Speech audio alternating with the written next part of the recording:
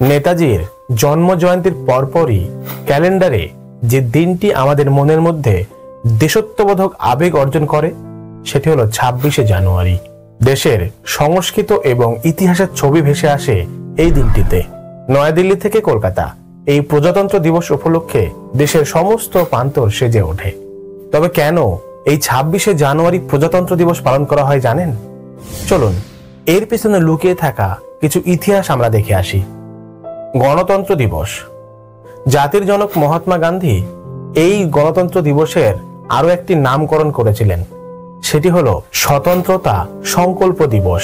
তবে পরবর্তী সময় ওই আগের নামটি প্রযোজ্য পায়। ভারতের প্রথম প্রধানমন্ত্রী জওহরলাল নেহরু একটা শপথ গ্রহণ করেন 1930 সালের 26শে জানুয়ারি দেশে স্বাধীনতা দিবস পালন করা হবে।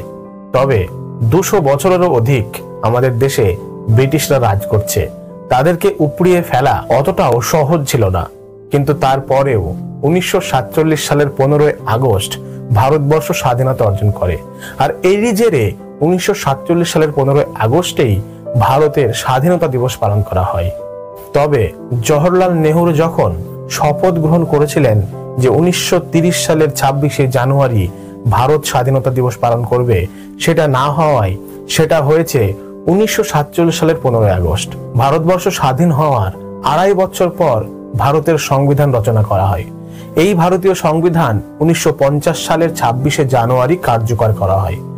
এরই জেরে 26শে জানুয়ারি প্রজাতন্ত্র দিবস পালন করা হয়।